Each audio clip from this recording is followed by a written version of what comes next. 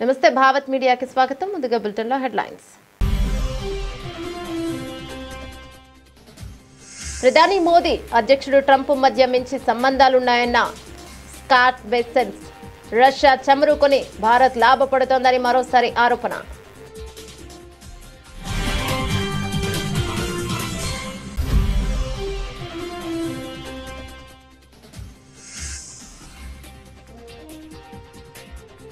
నాలుగేళ్లకు మించి ఉండకుండా కట్టడి చేయనున్న ట్రంప్. విద్యార్థుల వీసాలో కీలక మార్పులకు ప్రయత్నాలు.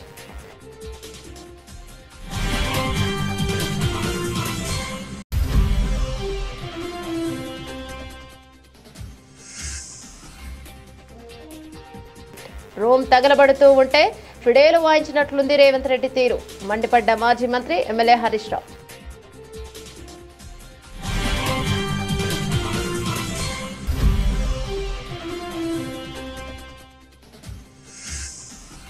యూరియా ఇవ్వరా అంటూ ఇల్లందు కాంగ్రెస్ ఎమ్మెల్యే కోరం కనకయ్యను ఉరికించిన రైతన్నలు. రైతుల ఆగ్రహానికి పారిపోయిన కాంగ్రెస్ ఎమ్మెల్యే కోరం కనకయ్య.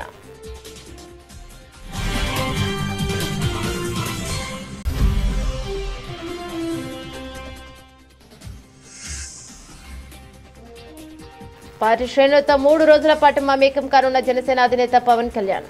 పార్టీ ఆవిర్భావం నుంచి నియోజకవర్గంలో పనిచేసిన నేతలతో ముఖాముఖి.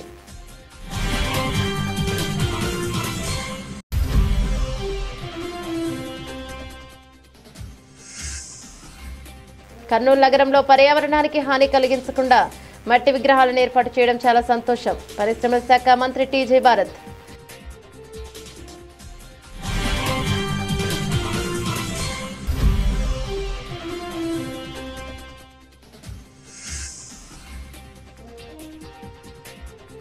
దొంగ ఓట్లతో గెలవలేదని నిరూపించుకోండి. బండి సంజయ్కు మంత్రి పొన్నం సవాల్.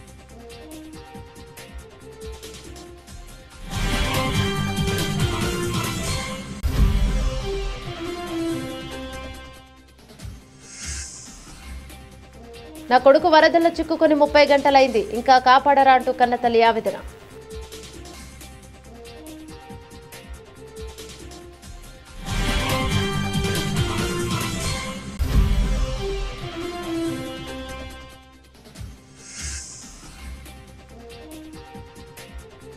బంగాళాఖాతంలో అల్పపీడనం కారణంగా ఏపీలో విస్తారంగా వర్షాలు. పరిస్థితిపై హోంమంత్రి అనిత సమీక్ష.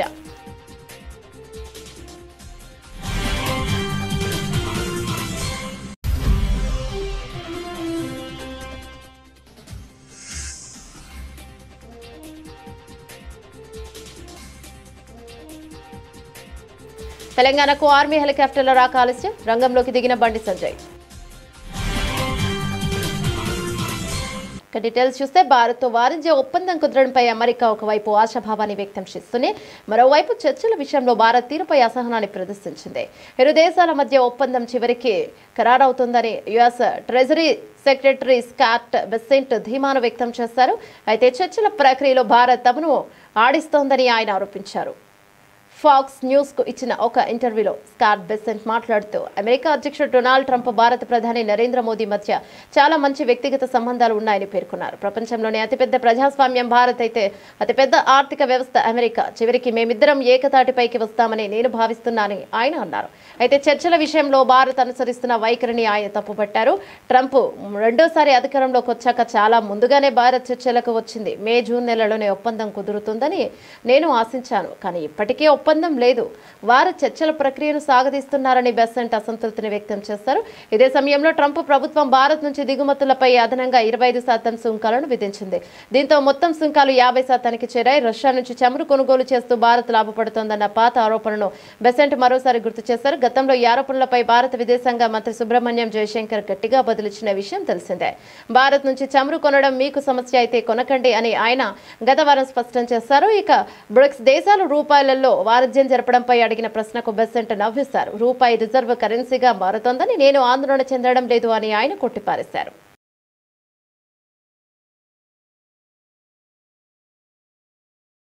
అమెరికాలో చదువుకుంటున్న ఉన్నత చదువుల కోసం ఆ దేశానికే వెళ్లే ప్రయత్నాల్లో ఉన్న విద్యార్థులకు ట్రంప్ సర్కార్ మరో షాక్ ఇచ్చింది. ఇప్పటికే వీసాలపై పలు ఆంక్షలు అమలు చేస్తున్న అమెరికా తాజాగా మరో కీలక సవరణకు ప్రతిపాదనలు చేసింది.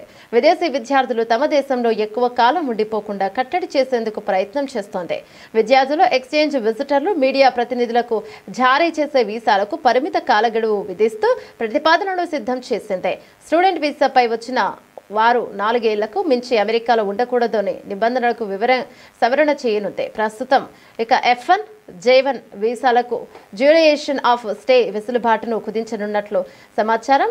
ఈ వెసులుబాటు ప్రకారం విద్యార్థులు ఎంతకాలం చదవాలనుకుంటే అంతకాలం అమెరికాలో ఉండొచ్చు. ఈ ఫ్లెక్సిబుల్ స్టూడెంట్ వీసాలకు కూడా గడువు విధించేలా పరిమిత కాల నివాస అనుమతితో కూడిన వీసాలను మంజూరు చేయాలని డిపార్ట్మెంట్ ఆఫ్ హోమ్ల్యాండ్ సెక్యూరిటీ విభాగం ప్రతిపాదించింది. విదేశీ విద్యార్థులకు డ్యూరేషన్ ఆఫ్ స్టే వెసులుబాటు వల్ల భద్రతాపరమైన ఇబ్బందులు, అమెరికన్ల ప్రయోజనాలకు విఘాతం కలుగుతోందని పేర్కొంది. అందుకే కొన్ని రకాల వీసాదారుల నివాస అనుమతులపై పరిమితి తీసుకొస్తున్నామని తమ నోటీసులో పేర్కొంది. ఈ ప్రతిపాదనను ఫెడరల్ రిజిస్ట్రేషన్లో పబ్లిష్ చేయనున్నారు. ఆ తర్వాత ప్రజల నుంచి అభిప్రాయాలు స్వీకరించి తుది నిర్ణయం తీసుకుంటారు. ప్రజాభిప్రాయ సేకరణను తప్పించి తక్షణమే అమలు చేసేలా మధ్యంతర ఉత్తర్వులు జారీ చేసే అవకాశమూ లేకపోలేదనే అభిప్రాయాలు వ్యక్తమవుతున్నాయి. ఈ మార్పులు అమల్లోకి వస్తే ప్రస్తుతం అమెరికాలో చదువుకుంటున్న 3.3 లక్షల మంది భారతీయ విద్యార్థులపై అధిక ప్రభావం పడే అవకాశం ఉంది. ఒకవైపు ప్రజల ప్రాణాలు పోతుంటే రేవంత్ రెడ్డి ఏమో మూసీ సుందరీకరణ మీద, ఆటల పోటీల మీద రివ్యూలు చేస్తున్నాడు. రోమ్ తగలబడుతుంటే ఫిడేలు వాయించినట్లు ఉంది రేవంత్ రెడ్డి తీరు. నిన్న ఒక మంత్రి హెలికాప్టర్ను అత్యవసర పరిస్థితుల్లోనే వాడాలని అంటున్నాడు. వాళ్ళేమో పెళ్లికి బీహార్లో రాజకీయాలకు వాడతారు. వరదల్లో చిక్కుకొని 2 యువకులు మృతి చెందారు. ఇది ప్రభుత్వ వైఫల్యమే. వారు కొన్ని గంటల పాటు కరెంటు పోల్కు పట్టుకొని తమను రక్షించాలని వేడుకున్నారు. సాయం కోసం ఎదురు చూస్తారు. జిల్లా కలెక్టర్ అధికార యంత్రాంగానికి సమాచారం ఇచ్చినా వారు పట్టించుకోలేదు. మధ్యాహ్నం కరెంటు పోలు కూడా కొట్టుకుపోయి ఆ 2 యువకులు చనిపోయారని మాజీ మంత్రి ఎమ్మెల్యే హరీష్ రావు మండిపడ్డారు. రాష్ట్ర ప్రభుత్వం వరద నివారణ చర్యలు తీసుకోవడంలో పూర్తిగా విఫలమైపోయింది. ముఖ్యంగా ఈ రోజు ఈ ఫెయిల్యూర్ అంతా కూడా రాష్ట్ర ముఖ్యమంత్రిది, రాష్ట్ర ప్రభుత్వాన్ని. ఎంత బాధతో ఉన్నామంటే ఈరోజు ఇవాళ హవేలీ గన్పూర్ మండలంలో మరి 2 యువకులు చనిపోవడం జరిగింది. వాళ్ళ పిల్లలు, ముఖ్యంగా 2 పిల్లలు గురుకుల పాఠశాలలో చదువుతున్నారు. వర్షాల వల్ల గురుకుల పాఠశాల లీక్ అయితా ఉంది, మీ పిల్లల్ని తీసుకుపోండి అని ప్రిన్సిపల్ ఫోన్ చేస్తే పిల్లల్ని మెదక్కు పోయి తీసుకొచ్చుకుందామని బయలుదేరి మరి ఆటోలో నడుపుతున్నటువంటి యాదగౌడు, ఆటోలో కూర్చున్న సత్యనారాయణ, 2 కూడా ఈ వరదలో ఆటో కొట్టుకుపోయి చనిపోవడం జరిగింది. ఆ 2 దాదాపు కొన్ని గంటల పాటు కరెంటు పోలు పట్టుకొని ప్రభుత్వం నుంచి ఏదైనా సహాయం అందుతుందా, హెలికాప్టర్ వస్తుందా, ఎన్డీఆర్ఎఫ్ బృందాలు వస్తాయని 4-5 గంటలు ఎదురు చూశారు. కరెంటు పోలు మీద నుంచి ఫోన్లు కూడా చేశారు. కానీ కలెక్టర్ గారు కానీ జిల్లా యంత్రాంగం ఎవరు స్పందించలేదు. మధ్యాహ్నం 2 తర్వాత కరెంటు పోలు కూడా వరద ఉధృతికి పడిపోయి ఆ వరదలో కొట్టుకొని ఆ 2 కూడా చనిపోవడం జరిగింది. అంటే ఇది కేవలం ప్రభుత్వ వైఫల్యం. నిన్న ఒక మంత్రి గారు మాట్లాడుతూ అంటాడు, హెలికాప్టర్ అంత అవసరమైతే తప్ప వాడద్దట. మీరు మాత్రం పెళ్లిలకు వాడండి, బీహార్లో రాజకీయాల కోసం వాడండి, మీ సొంత కార్యక్రమాలకు వాడుకోండి. ఆనాడు ఖమ్మం జిల్లాలో కూడా హెలికాప్టర్ పంపకపోతే ప్రాణాలు పోయినాయి. ఇవాళ మెదక్ జిల్లాలో కూడా సకాలంలో హెలికాప్టర్ రాక ప్రజల ప్రాణాలు పోయినాయి. అంటే ప్రభుత్వం ముందస్తు చర్యలు తీసుకోలేదు. నిజాం సాగర్ లో ఈ వరద ఉధృతిని చూసి గేట్లెత్తి ముందుగానే నిజాం సాగర్ ను ఖాళీ చేసి ఉంటే బ్యాక్ వాటర్ లో ఇంత నష్టం జరిగి ఉండేది కాదు. అటు ఇంజనీరింగ్ లోపం ఉంది, ప్రభుత్వ వైఫల్యం ఉంది. నిన్న ముఖ్యమంత్రి గారు ఇంత వరదలు వస్తుంటే వీడియో కాన్ఫరెన్స్ పెట్టి అత్యవసరంగా రివ్యూ చేయాల్సిన ముఖ్యమంత్రి ఆయన మూసీ సుందరీకరణ రివ్యూ చేస్తున్నాడు. ఇవాళ పొద్దున్న లేచి ఆటల పోటీల గురించి రివ్యూ చేస్తుంది. ఒక దిక్కు ప్రజల ప్రాణాలు పోతున్నాయి, తాగడానికి నీళ్లు లేవు. హవేలీ గన్పూర్లో నిన్నటి నుంచి కరెంటు లేక 7-8 గ్రామాల ప్రజలు మంచినీళ్లు లేక వర్షపు నీళ్లను ప్లేట్లలో, గ్లాసులలో పట్టుకొని తాగుతున్న పరిస్థితి ఉన్నది. ఇవాళ రేపు అంటు రోగాలు ప్రబలేటువంటి అవకాశం ఉంది. వచ్చే 24 గంటలు ఇంకా పెద్ద ఎత్తున వర్షాలు ఉన్నాయని వాతావరణ శాఖ చెప్తా ఉంది. ప్రజలు ఇబ్బందుల్లో ఉన్నారు. ప్రభుత్వం ఇప్పటికైనా మేల్కొని అత్యవసర చర్యలు చేపట్టి ప్రజలను కాపాడుకోవాలి. ప్రజలకు త్రాగునీరు అందించండి, ప్రజలకు అవసరమైన ఆహార పొట్లాలను పంపించండి, హెలికాప్టర్లను అందుబాటులో పెట్టండి. ఎందుకంటే బాగా తడిచి ఉన్నది, ఇప్పటికే నీటి ప్రవాహం ఉంది. ఇంకా వర్షం ఏమన్నా కొద్దిపాటి వర్షం ఎక్కువ పడ్డా కూడా మరి చెరువులు గాని తెగేటువంటి ప్రమాదం ఉంటది కనుక యూరియా ఇవ్వరా అంటూ ఇల్లందు కాంగ్రెస్ ఎమ్మెల్యే కోరం కనకయ్యను రైతన్నలు ఉరికించారు. యూరియా కొరతపై ఎమ్మెల్యే కోరం కనకయ్యను రైతులు నిలదీశారు. రైతులే బ్లాక్ లో యూరియాను అమ్ముకుంటున్నారని అనడంతో ఎమ్మెల్యే కోరం కనకయ్యపై తీవ్ర ఆగ్రహాన్ని వ్యక్తం చేశారు. రైతుల ఆగ్రహానికి కాంగ్రెస్ ఎమ్మెల్యే కోరం కనకయ్య అక్కడి నుంచి పారిపోయారు.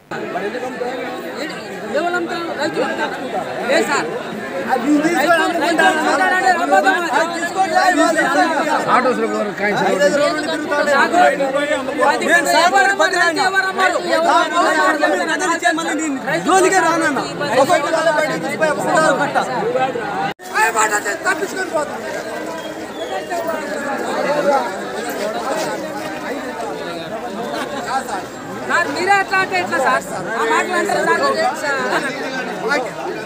సార్ సార్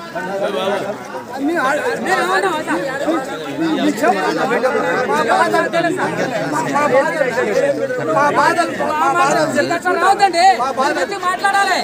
ఎమ్మెల్యే గారు నమస్కారం అనవద్దు కానీ ఎవరు విన్నారు వాళ్ళు.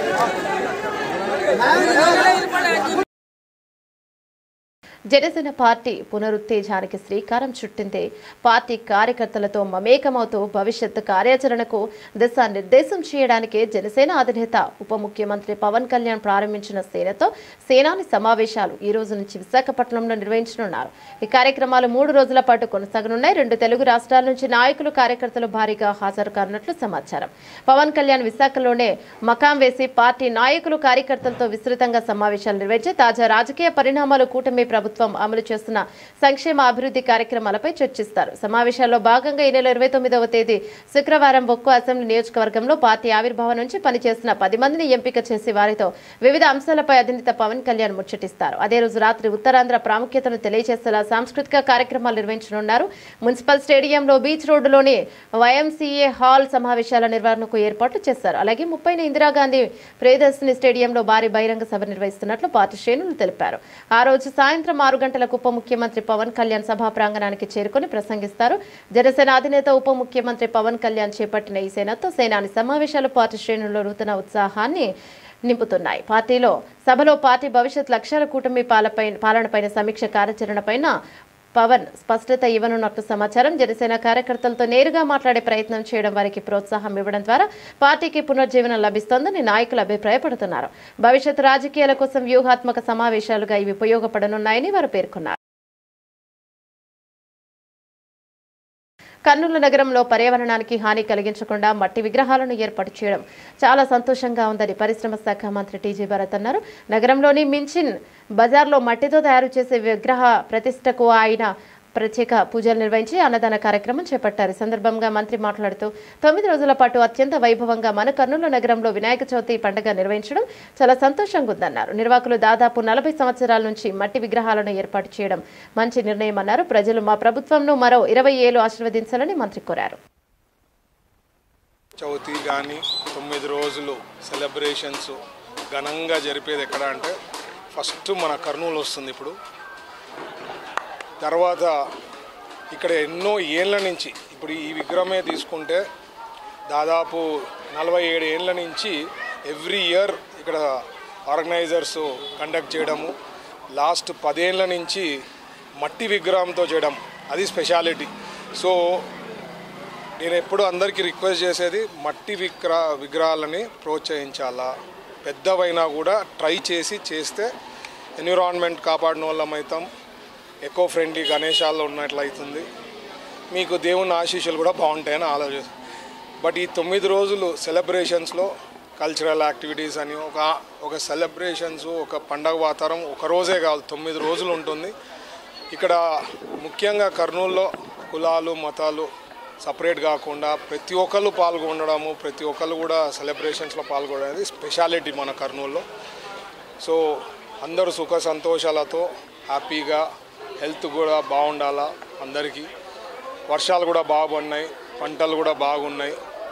మా చంద్రబాబు గారి నాయకత్వం ఇట్లే ఒక 20 years కొనసాగిస్తే మన రాష్ట్రం కానీ మన క్యాపిటల్ సిటీ కానీ నంబర్ 1 అయ్యేదానికి అవకాశం ఉంది. ఆ దేవుని ఆశీస్సులు మా పైన ఎప్పుడు ఉండాలనేది కోరుకుంటున్నాను. Thank you. దీని వెనుక మన ఎర్రబుర్జు దాంట్లో కూడా గోపాల్ గారు వాళ్ళ మిత్రులందరూ కలిసి పెట్టడం జరిగింది. అది కూడా మట్టి విగ్రహంతో. సో చాలా ఆనందంగా ఉంది. అంటే నేను ఎప్పుడు చాలా ఏళ్ళ నుంచి ఒక 15 ఏళ్ళ నుంచి మేము కూడా పుష్ చేస్తూ ఉంటాము. మట్టి విగ్రహాలనే ఖచ్చితంగా చేస్తే చాలా బాగుంటుందని ఇప్పుడు మార్పు స్టార్ట్ అయింది. చాలా మంది కూడా మట్టి విగ్రహాలు ఈవెన్ పెద్దవి కూడా స్టార్ట్ అయింది. ఓవర్ ఏ పీరియడ్ అందరూ మట్టి విగ్రహాలు చేసి ఒక రికార్డ్ బ్రేక్ చేస్తారని నాకైతే ఆశ ఉందండి. కర్నూలులో ఎక్కడ పిఓపికి సంబంధం లేని విగ్రహాలు ఇక్కడ ఉన్నాయి, ఓన్లీ మట్టి విగ్రహాలు.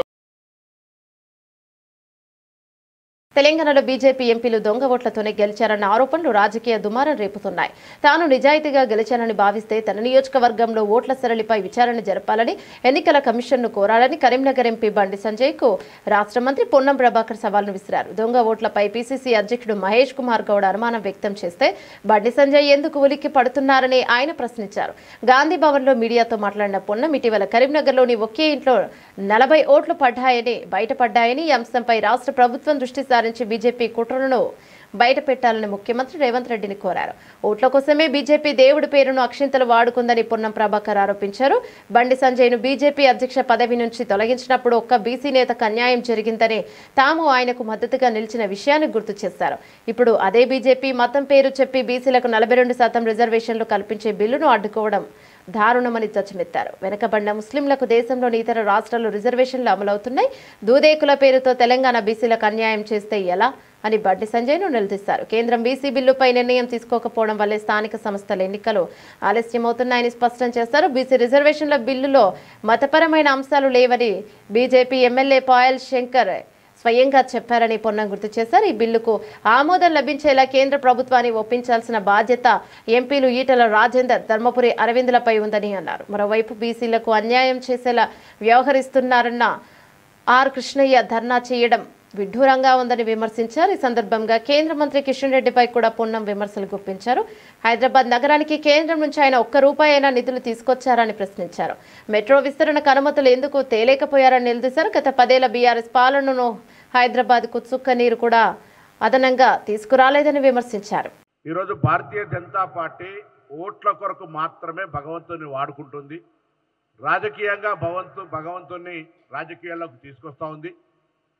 మొన్న గంగాధరలో మా ప్రదేశ్ కాంగ్రెస్ అధ్యక్షుడు మహేష్ కుమార్ గౌడ్ గారు దేశవ్యాప్తంగా రాహుల్ గాంధీ గారు ఓటు చోరీ బహిర్గతం చేసి సాక్ష్యాధారాలతోటి బీహార్లో జరిపిన విధంగా ఇక్కడ కూడా 8 మంది పార్లమెంట్ సభ్యులు ఆ భారతీయ జనతా పార్టీకి సంబంధించిన వాళ్ళు దొంగ ఓట్లతోటి ఓటు చోరీతోటి గెలిచి ఉండొచ్చురు అనేటువంటి ఒక మాట చెప్పినాడు. కావచ్చు, అనుమానం ఉంది అని చెప్పినాడు, ఆధారాలతో చెప్పలే. ఇవాళ నేను కోరుతా ఉన్నా పిసిసి అధ్యక్షుల్ని, అదేవిధంగా గౌరవ ముఖ్యమంత్రి గారిని కోరుతా ఉన్నా, జిల్లా వ్యాప్తంగా ఓట్ల చోరీకి జరిగినటువంటి అంశం మీద జిల్లా కాంగ్రెస్ ప్లేట్లు అంటే ప్రభుత్వం తరఫున పర్యవేక్షణ ద్వారా భారతీయ జనతా పార్టీ యొక్క కుట్రలను కుతంత్రాలను బయటికి తెచ్చే ప్రయత్నం ఈ రాష్ట్రంలో జరగాల్సిందిగా కోరుతా ఉన్నా. బండి సంజయ్ గారికి నిజంగా ధైర్యం ఉంటే ఎన్నికల కమిషన్కు రాసి రాష్ట్రంలో ఎక్కడెక్కడ దొంగోట్లు ఉన్నాయో, మొన్ననే కరీంనగర్లో ఒక 40 ఓట్లు ఒక ఇంట్లో ఉన్నటువంటి అవి కూడా మళ్ళీ మీరు మతం పేరు దొరుకుతుంది ముస్లింలో హిందువుల ఇళ్లలోనే చిన్న కుటీరంలో 40 ఓట్లు ఉన్నటువంటి సంఘటన బయటికి వచ్చినటువంటి పరిస్థితి. అటువంటి అంశాలు బయటికి తేవడానికి బండి సంజయ్ గారు సాక్షాత్తు నేను నిజంగానే దొంగ ఓట్లతో గెలవలే, దొంగ ఓట్లకు వ్యతిరేకం అన్నట్టయితే ఎన్నికల కమిషన్కు ఒక లేఖ రాయమని చెప్పి కోరుతా ఉన్నాం. ఇలా అక్షింతల పేరు మీద, శ్రీరాముడి పేరు మీద ఎన్నికల రాజకీయాలు చేసే భారతీయ జనతా పార్టీ ఇలా బండి సంజయ్ గారిని కోరుతా ఉన్నాం. ఒక కార్యకర్తగా ఒక నాయకుడిగా మీరు ఎదిగినారు కాదని ఎవరు అనడంలే, కానీ ఈరోజు ఎన్నికల సందర్భంగా మీరు వాడినటువంటి అంశాలు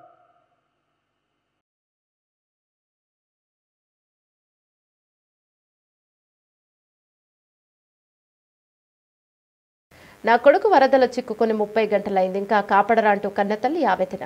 రాజన్న సిరిసిల్ల జిల్లా గంభీరావుపేట మండలం నార్మలవాగులో చిక్కుకున్న జంగం స్వామి అనే 30 గంటలైనా ఈ అధికారులు నా కొడుకును కాపాడడం లేదు, వాడు చచ్చిపోతాడంటూ తల్లి లక్ష్మి ఆవేదన. 25 గంటలు అవుతుంది. ఎవరైనా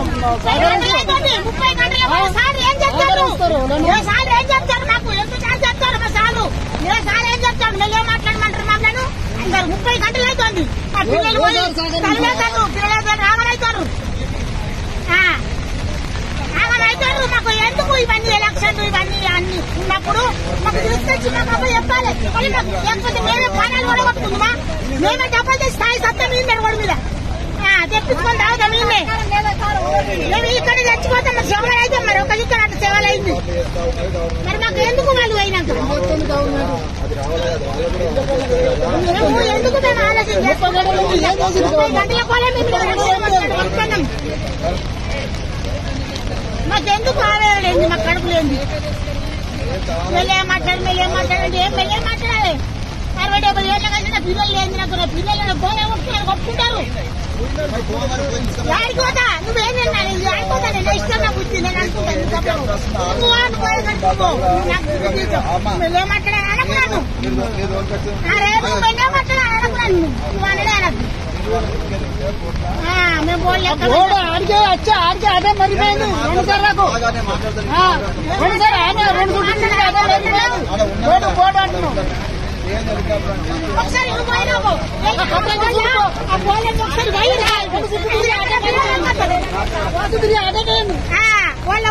వాళ్ళు అంటారు వాళ్ళ వైరాబాద్ ఒకసారి నువ్వు పోయి వచ్చినాక నా పిల్లలు బంగాళాఖాతంలో ఏర్పడిన అల్పపీడనం ప్రభావంతో ఆంధ్రప్రదేశ్ రాష్ట్ర వ్యాప్తంగా పలు జిల్లాల్లో భారీ వర్షాలు కురుస్తున్నాయి. నేపథ్యంలో రాష్ట్ర ప్రభుత్వం అప్రమత్తమైంది. సహాయక చర్యలపై దృష్టి సారించిన మంత్రులు అధికార యంత్రాంగానికి కీలక ఆదేశాలు జారీ చేస్తున్నారు. వర్షాల పరిస్థితిపై హోంశాఖ మంత్రి వంగలపూడి అనిత అధికారులతో సమీక్ష నిర్వహించారు. పలు జిల్లాల్లో కలెక్టర్లతో ఆమె ఫోన్లో మాట్లాడి క్షేత్రస్థాయి పరిస్థితులను అడిగి తెలుసుకున్నారు. తక్షణమే అన్ని జిల్లాల్లో కంట్రోల్ రూమ్లను ఏర్పాటు చేయాలని ఆదేశించారు. ముఖ్యంగా కృష్ణానది పరివాహక ప్రాంతాలు ఇతర లోతట్టు ప్రాంతాలు ప్రజలను నిరంతరం అప్రమత్తం చేయాలని స్పష్టం చేశారు. అధికారులు క్షేత్రస్థాయిలో అందుబాటులో ఉంటూ పరిస్థితిని పర్యవేక్షించాలని సూచించారు. అత్యవసర పరిస్థితులను ఎదుర్కొనేందుకు ఎస్డీఆర్ఎఫ్ ఎన్డీఆర్ఎఫ్ బృందాలను సిద్ధంగా ఉంచాలని తెలిపారు. ప్రమాదకరంగా ఉన్న హోర్డింగ్లను రహదారులపై కూలిన చెట్లను వెంటనే తొలగించాలని మంత్రి ఆదేశించారు. మరోవైపు విద్యుత్ శాఖ మంత్రి గొట్టిపాటి రవికుమార్ తన శాఖ అధికారులతో టెలికాన్ఫరెన్స్ నిర్వహించారు. వర్షాలు కారణంగా విద్యుత్ సరఫరాలో ఎదురవుతున్న సమస్యలపై ఆరా తీశారు. ప్రజలకు ఎలాంటి ఇబ్బందులు లేకుండా అన్ని రకాల ముందస్తు చర్యలు చేపట్టాలని ఆయన అధికారులకు దిశానిర్దేశం చేశారు. ఉత్తరాంధ్రలో నీటి ప్రవాహం ఎక్కువగా ఉన్న కొన్ని ప్రాంతాల్లో భద్రతా కారణాల దృష్ట్యా విద్యుత్ సరఫరా నిలిపివేయనున్నట్లు అధికారులు మంత్రికి వివరించారు. రాష్ట్ర వ్యాప్తంగా 1-2 చోట్ల మినహా పెద్దగా సమస్యలు తలెత్తలేదని చెప్పారు. విద్యుత్ ప్రమాదాలు జరగకుండా ప్రజలను అప్రమత్తం చేయాలని గొట్టిపాటి సూచించారు. వినాయక విగ్రహాల నిమజ్జన ఊరేగింపుల సమయంలో విద్యుత్ తీగల పట్ల సిబ్బంది జాగ్రత్తగా వ్యవహరించేలా చర్యలు తీసుకోవాలని కూడా ఆయన ఆదేశించారు.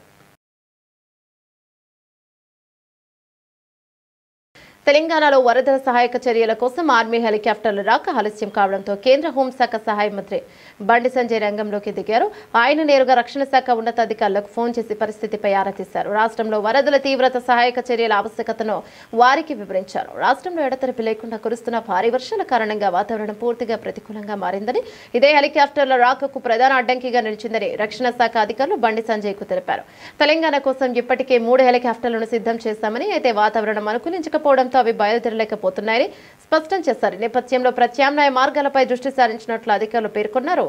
మహారాష్ట్రలోని నాందేడ్, కర్ణాటకలోని బీదర్ వైమానిక స్థావరాల నుంచి హెలికాప్టర్లను పంపేందుకు ప్రయత్నిస్తున్నామని వారు బండి సంజయ్ కు తెలియజేశారు. ఈ సందర్భంగా బండి సంజయ్ రాష్ట్రంలోని వరద తీవ్రతను అధికారుల దృష్టికి తీసుకువెళ్లారు. ముఖ్యంగా ఎస్ఆర్ఎస్పీ, మానేరు నదులు ఉప్పొంగి ప్రవహిస్తున్నాయని, అనేక ప్రాంతాలు జలదిగ్బంధంతో చిక్కుకున్నాయని వివరించారు. ముంపు బాధితులను సురక్షిత ప్రాంతాలకు తరలించేందుకు రాష్ట్ర ప్రభుత్వం చేస్తున్న ప్రయత్నాలకు సహాయపడడానికి ఎన్డీఆర్ఎఫ్ బృందాలు సిద్ధంగా ఉన్నాయని ఆయన తెలిపారు. పరిస్థితుల దృష్ట్యా వీలైనంత త్వరగా హెలికాప్టర్లను పంపేందుకు చర్యలు తీసుకోవాలని ఆయన అధికారులను కోరారు.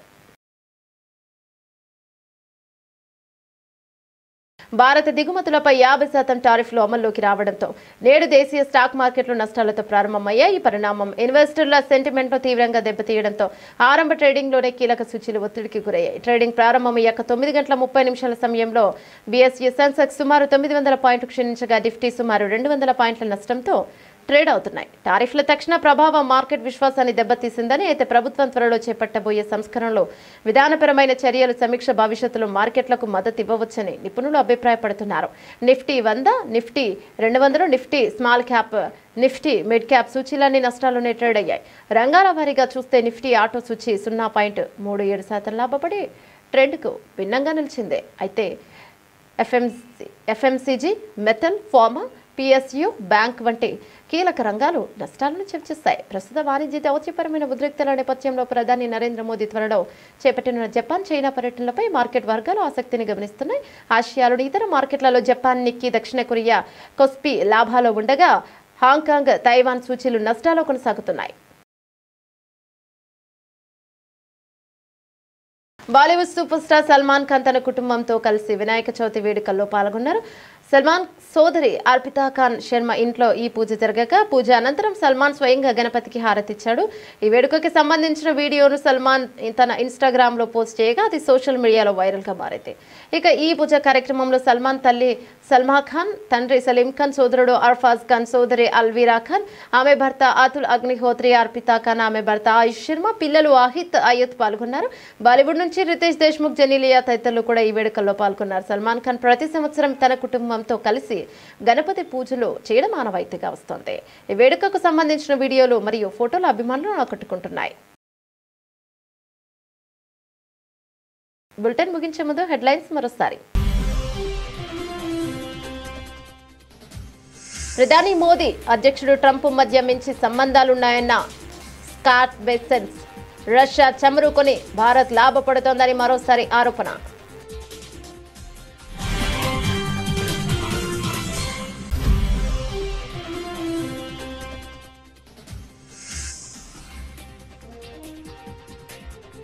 నాలుగేళ్లకు మించి ఉండకుండా కట్టడి చేయనున్న ట్రంప్. విద్యార్థుల వీసాలో కీలక మార్పులకు ప్రయత్నాలు.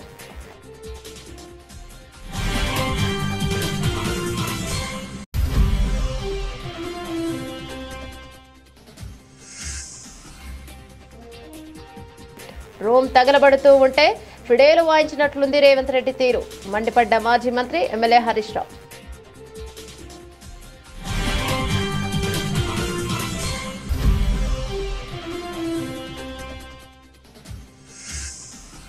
యూరియా ఇవ్వరా అంటూ ఇల్లందు కాంగ్రెస్ ఎమ్మెల్యే కోరం కనకయ్యను ఉరికించిన రైతన్నడు. రైతుల ఆగ్రహానికి పారిపోయిన కాంగ్రెస్ ఎమ్మెల్యే కోరం కనకయ్య.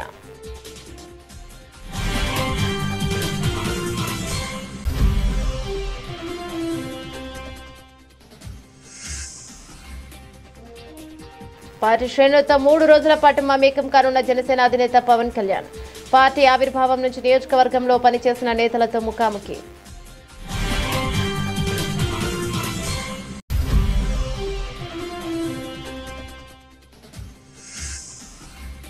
కర్నూలు నగరంలో పర్యావరణానికి హాని కలిగించకుండా మట్టి విగ్రహాలను ఏర్పాటు చేయడం చాలా సంతోషం. పరిశ్రమల శాఖ మంత్రి టీజే భారత్.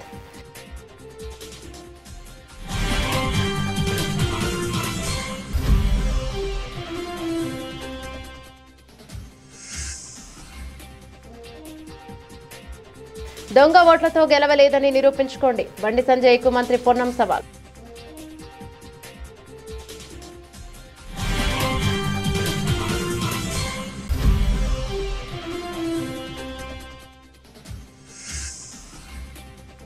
నా కొడుకు వరదల్లో చిక్కుకొని 30 గంటలైంది, ఇంకా కాపాడరా అంటూ కన్నతల్లి ఆవేదన.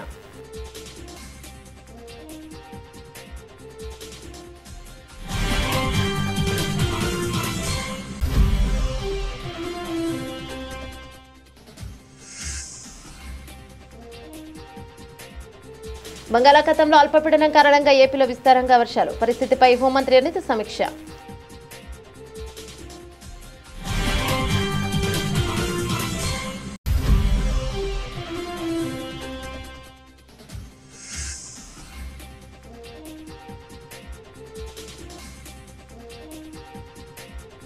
తెలంగాణకు ఆర్మీ హెలికాప్టర్ల రాక ఆలస్యం. రంగంలోకి దిగిన బండి సంజయ్. ఇవి బులెటిన్ డీటెయిల్స్. మరో బులెటిన్లో మళ్ళీ కలుద్దాం. అంతవరకు సెలవు. నమస్తే.